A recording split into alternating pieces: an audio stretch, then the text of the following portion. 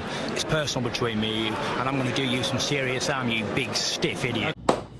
The Untouchable True School Sports Empire proudly presents something the boxing games are missing. Hey, what's going on? It's your boy BT, and I came here to talk some boxing with the thousands of True School Sports subscribers.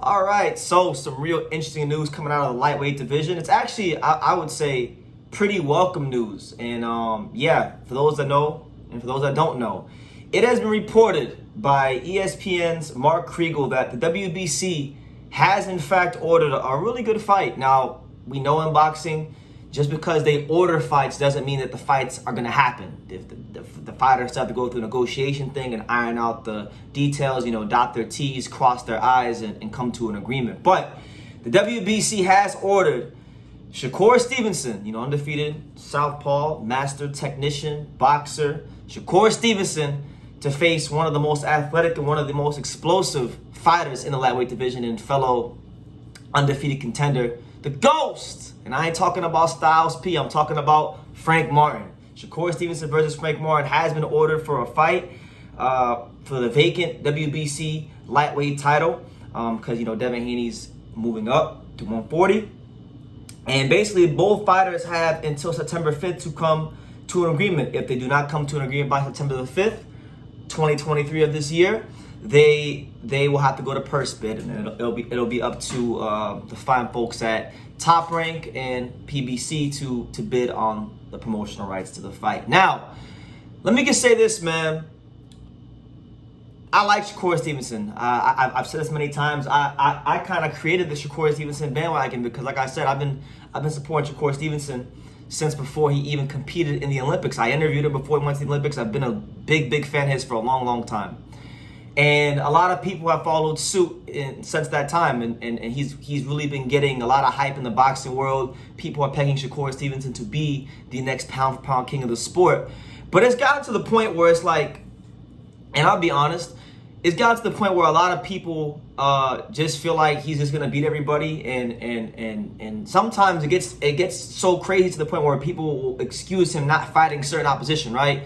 So I think this is a great test for Shakur. I think this is a welcome test for Shakur because a lot of people like to slag off and they like to criticize Frank Martin, but Frank Martin is one of the most explosive fighters in the lightweight division. He's one of the most exciting fighters in the lightweight division, and I would definitely say, if you just go off of Shakur's entire resume, Frank Martin is hands down the most explosive and the most athletic fighter he's ever fought.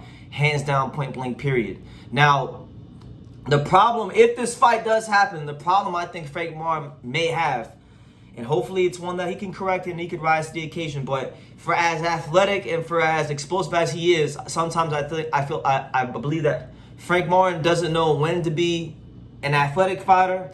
He doesn't know when to properly apply his tools. Sometimes Frank Martin is the boxer when he needs to be the puncher. Sometimes he's the puncher when he needs to be the boxer. And I just think his ring awareness needs some work. Now, that's not the most surprising thing because Frank Martin didn't have the long amateur background. Frank Martin has had to do some learning on the job in the pros. But I like him a lot, man. I would actually, believe it or not, I would say that right now, in that whole Derrick James stable, the guy that I actually get the most excited to watch out of all the Derrick James fighters is not Errol Spence, it's not Joshua, it's not Ryan Garcia, it's actually Frank Martin. Because, I mean, you go back and you look at the last fight he had against Artur Haratunian. Artur Haratunian, really good fighter, medaled in the Olympics, high risk, low reward type of a fighter, sturdy, can box, can move, can put pressure on you.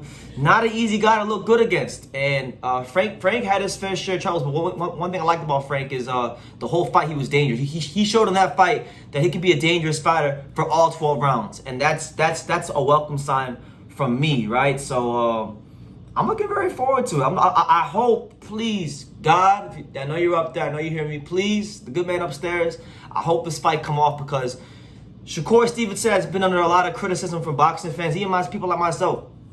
He turned down the Devin Haney offer that I feel like he should have taken because I don't think Devin Haney is better than Shakur. I feel like Devin Haney is a basic fighter, a good fighter, but a guy who's basic, very good at what he does, but nothing special. And I felt like Shakur should have taken the offer and beaten him so he could have been in the position of power. But he didn't do it, and now we're here. So hopefully both sides can come to an agreement, because I want to see this fight for so many reasons. I want to see this fight because Shakur Stevenson needs a fight in the lightweight division to prove his worth in the division.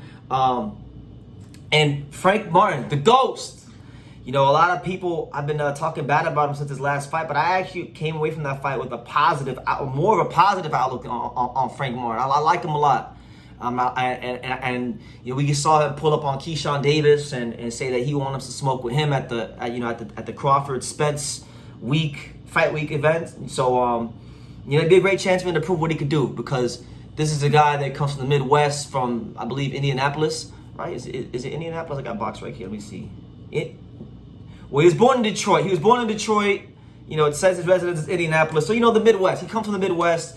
You know, if you look at his professional record, you know, he grew up fighting on these club shows. You know, you see Indianapolis and Detroit and you know, just random venues. You know, this guy didn't have the red carpet rolled out for him. He had to really make his bones fighting on the indie club circuit. You look at some of the guys he fought early in his career, they don't have sparkling good records: 0-5, 9-12, 10-29, 2-6, 0-3. So it wasn't until maybe a couple of years ago, probably like, you know, 2021, where he got with Derek James. Around that time, when he got with Derek James, he's really started to get some good promotion and a great trainer behind him with Derek James, and now he's been getting this chance to show what he could do. So he came from nothing. He come, as George Cambosa would say, he comes from the local show. So I like guys like this. I like guys like Frank Martin. So I hope this fight happens, man, for a lot of reasons. But that's the news. Let me know what you guys think. I'm not gonna say too much more on it. We'll have more on it as things develop here on True School Sports. But what do you guys think about